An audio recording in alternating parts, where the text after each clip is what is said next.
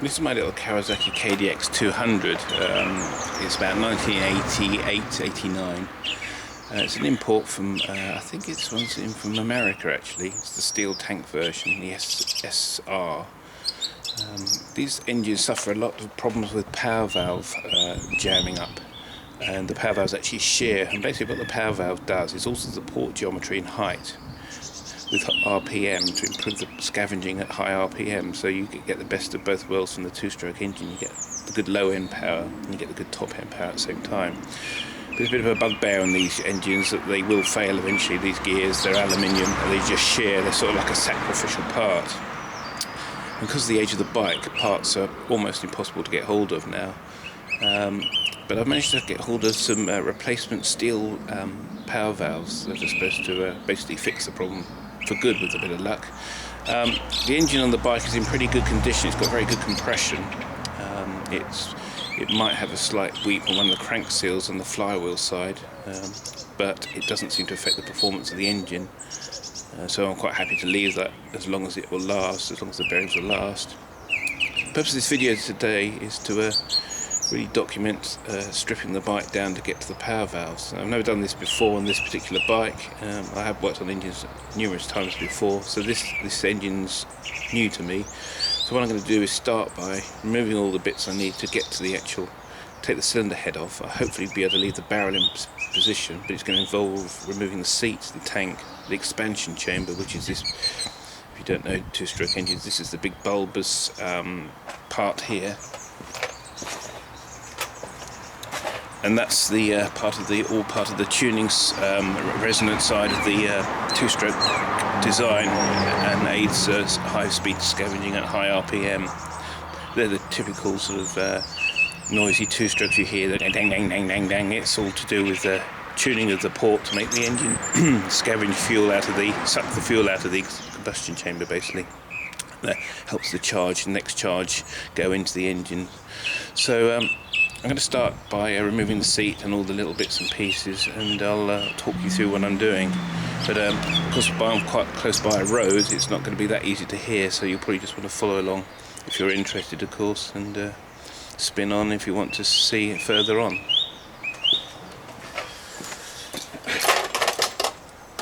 I'll start by removing the seat.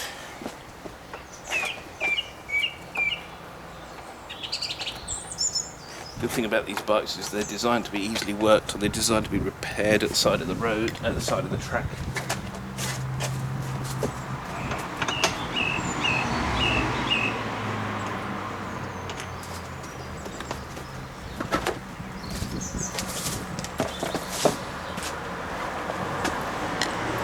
Seat off.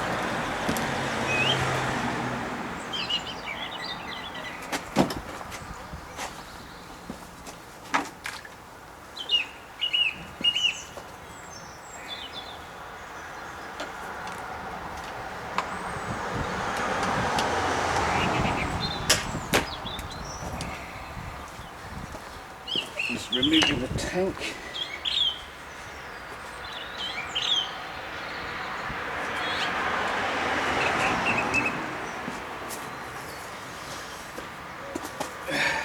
Fuel's off. Get the pliers to remove the fuel line.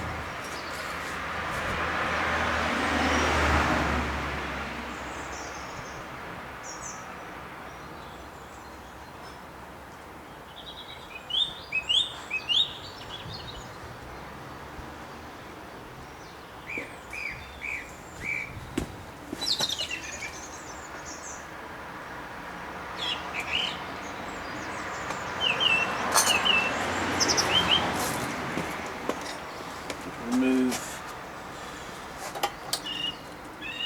the cowling on the front of the radiator. Basically this cowling, all this does is force air into the radiator. A suitable socket.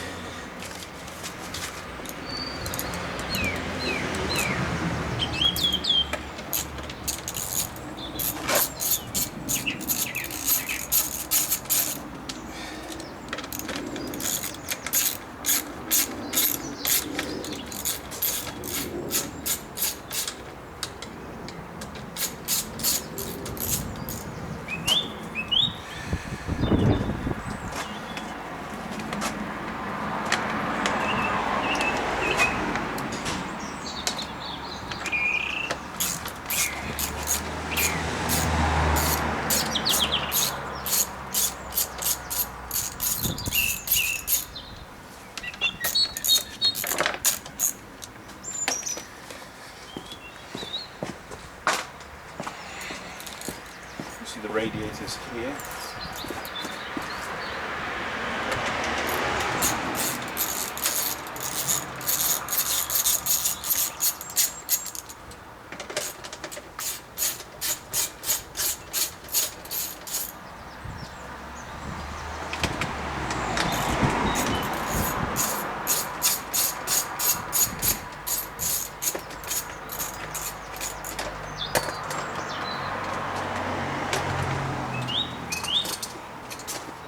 The other cover. You see, they're just like a.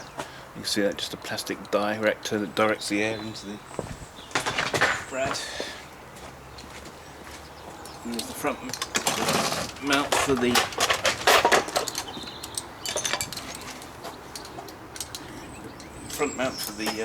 tank.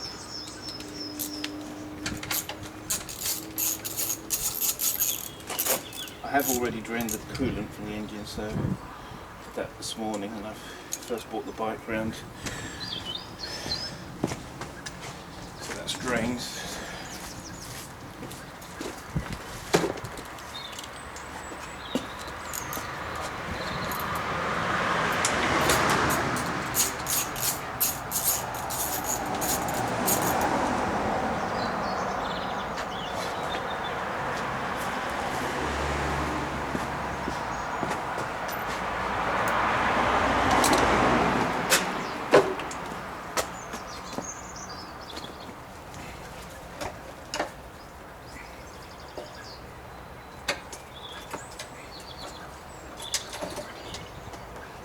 Tank off.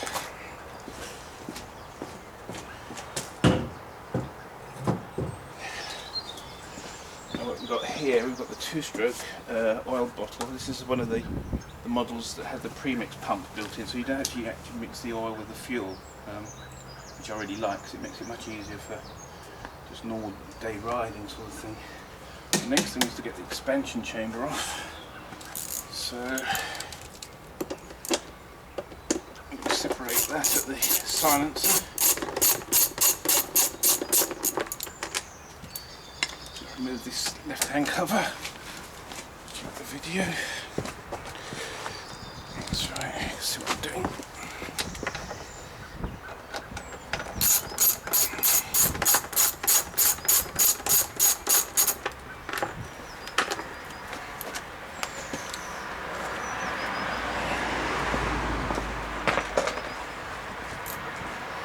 This is the end of the expansion chamber.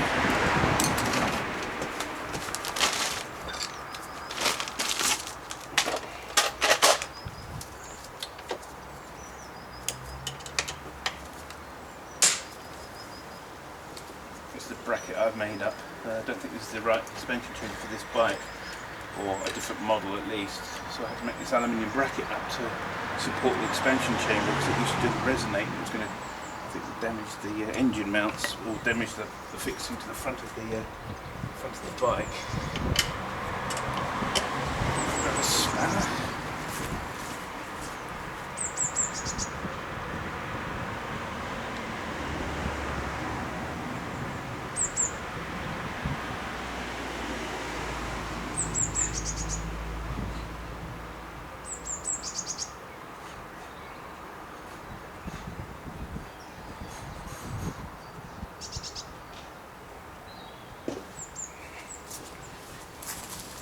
Removing the front expansion chamber mount.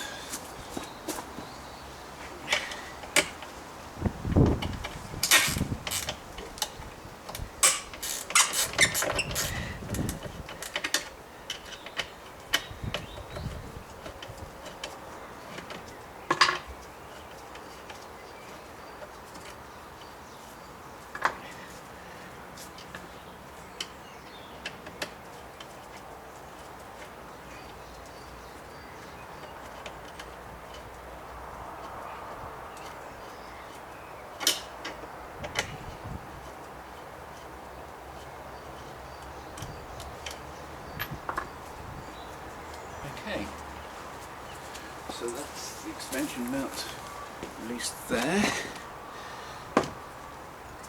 Now I need to loosen off these. This is just a high temperature rubber, like a gasket, like a rubber piece of pipe basically that joins the expansion to the silencer. Loosen those both off.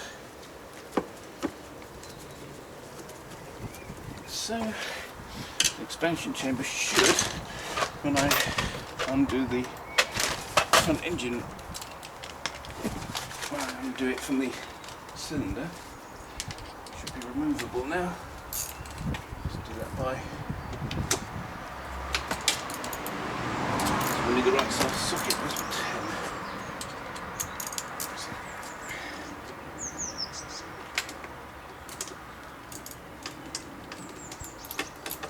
No, it was a 12.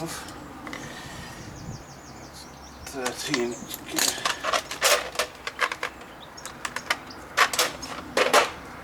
12.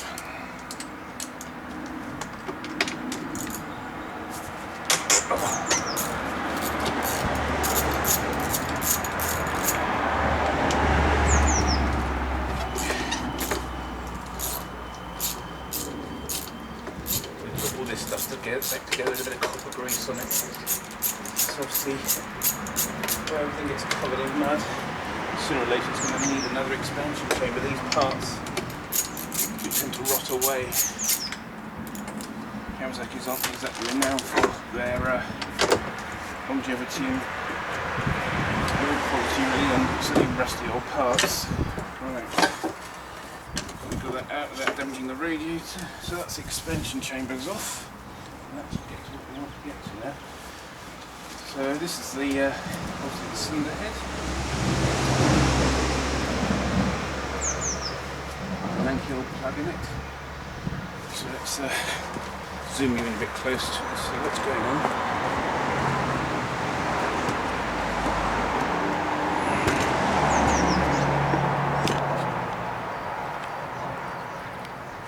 Okay.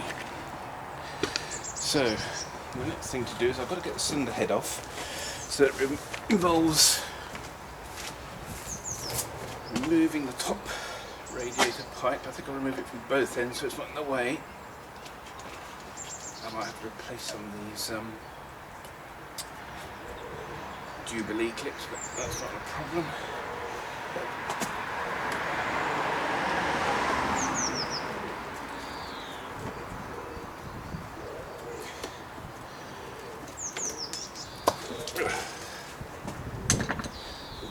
In it, so I need to make sure there's none when I took the head off. Really, I don't really want water going into the combustion chamber. So.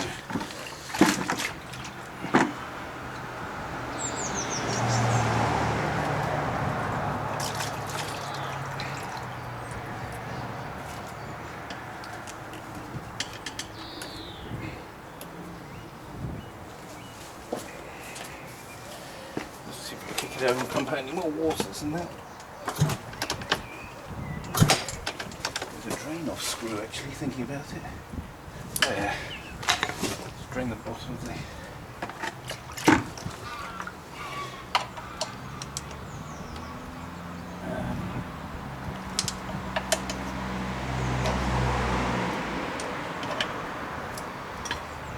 what I'm doing at the moment, you're probably out of camera, is I'm just undoing the drain bolt on the bottom of the water pump. Get any last water out. There is some in here. Bite just to put the drain bolt back in, because otherwise it's the thing that gets forgotten, a bit like the sump plug.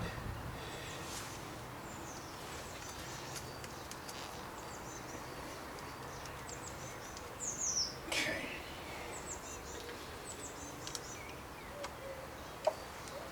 Right.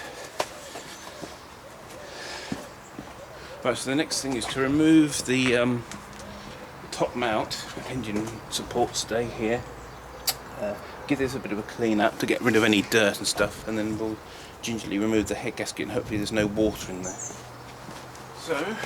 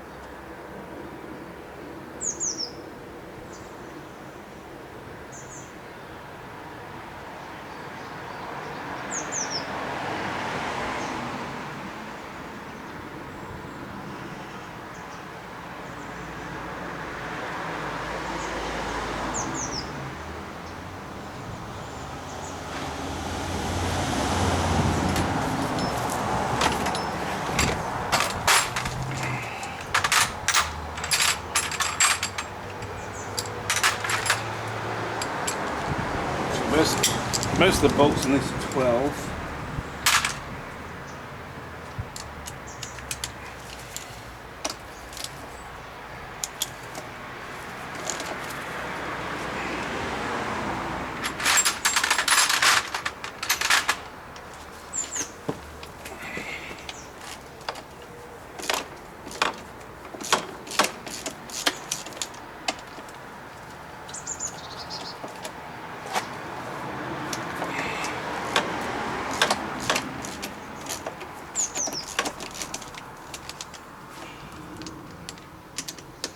Apart from that one, it looks like it's a 14. It's a 13, I don't think it's a 13. Nope.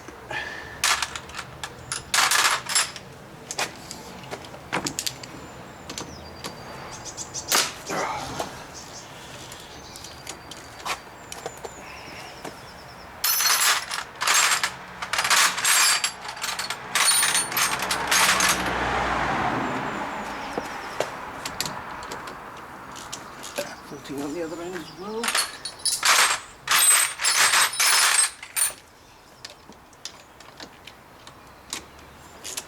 Okay.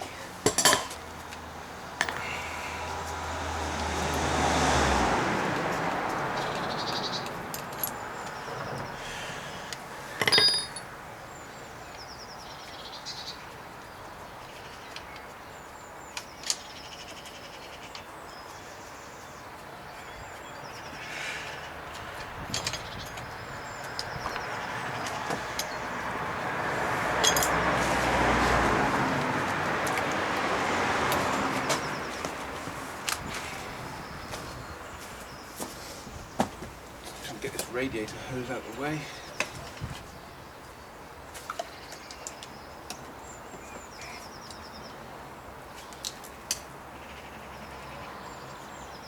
Squeeze it behind the back of the cylinder head for a minute. It won't come off this end. Oh, here it comes. Okay.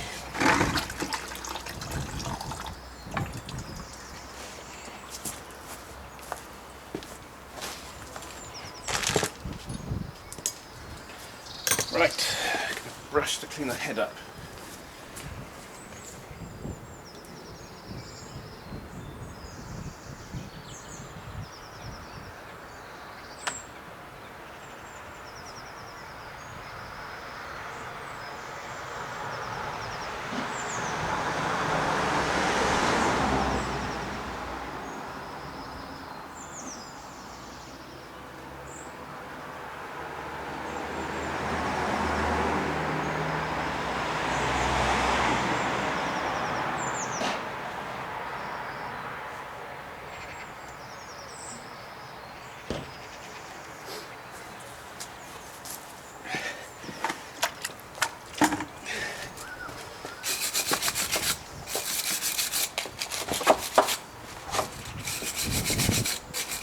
Don't bother taking the plug out for a minute.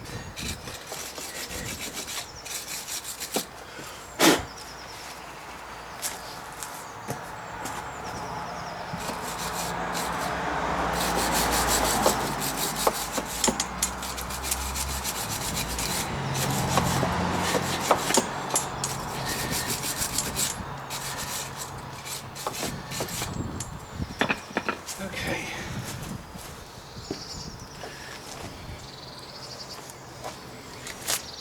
Another glove split.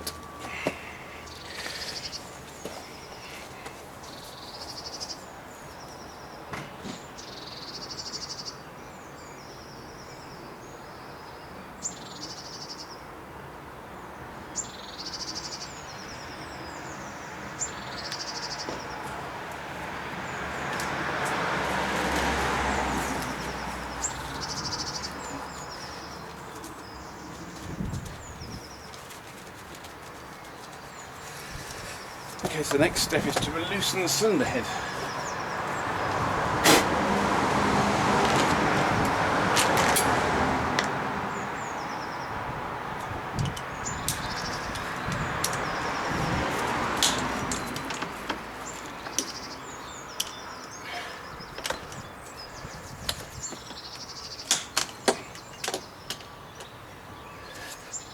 notice the pattern I'm undoing them in. You certainly do them up in a diagonal pattern, but you should really undo them in the same pattern as well.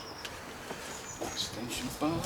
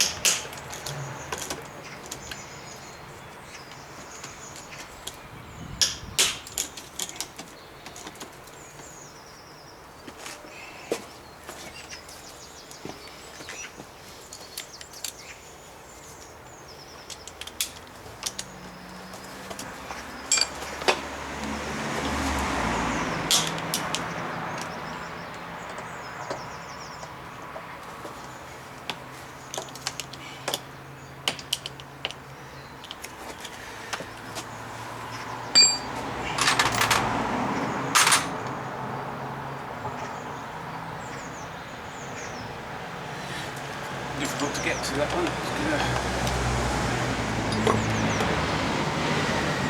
Extension socket.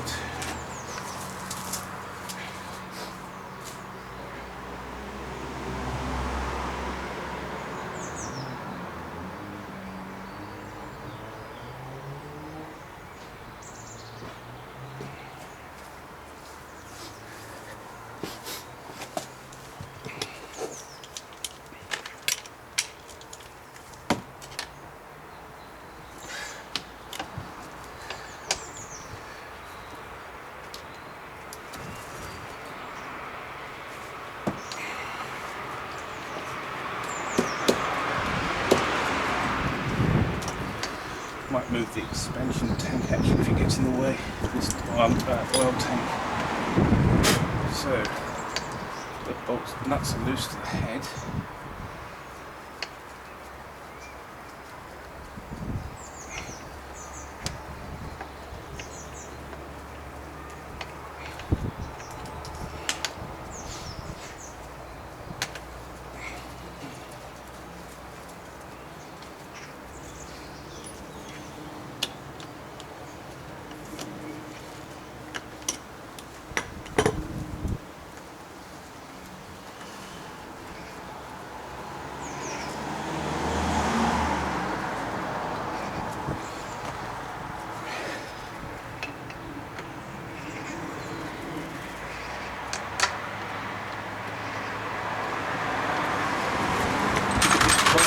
Plug out, it's in the way. Plug out.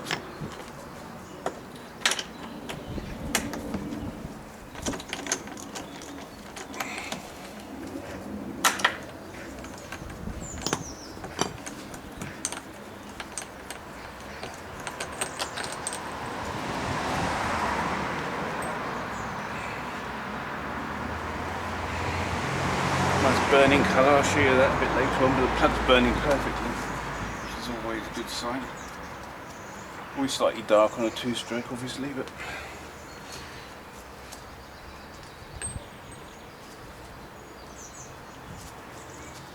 okay.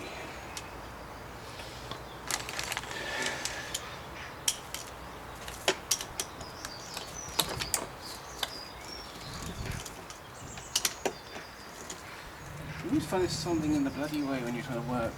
Usually something like a plug lead or a cable or a kickstart lever.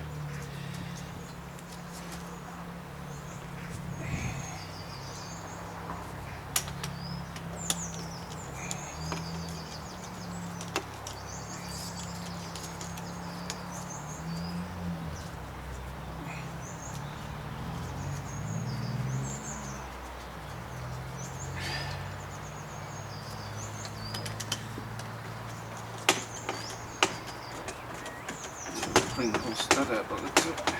Yes. So we'll grease all these bolts up again, the nuts up again before we put them back together because they're all corroded. It doesn't look like this has been on for a long time, if at all.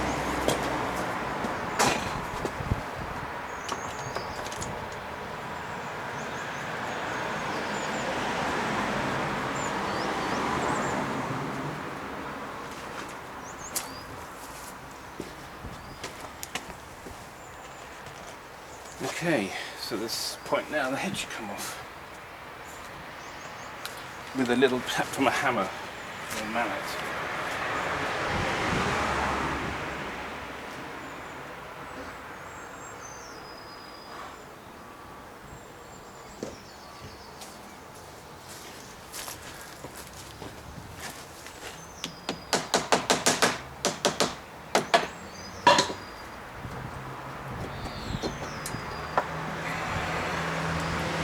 Cylinder head.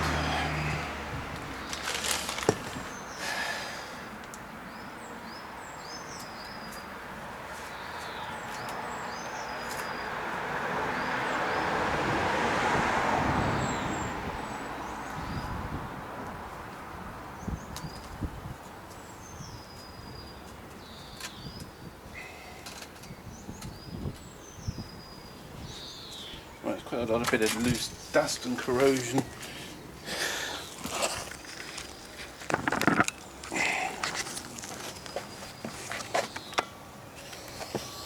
Stand at the light so you can see. So I've taken these. See, these are the power valves here.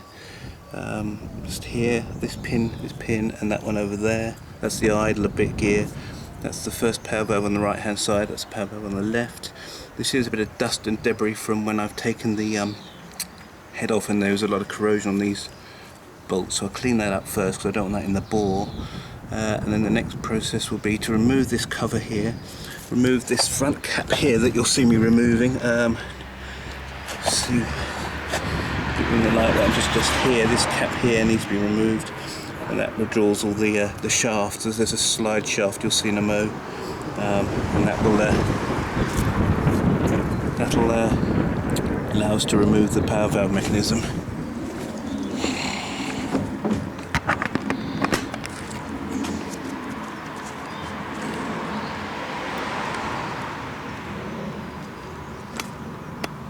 Just get it close in as I can.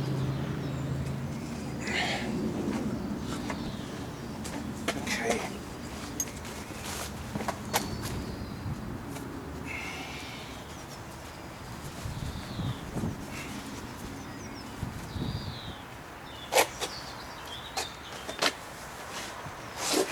So according to the manual, the next step is to remove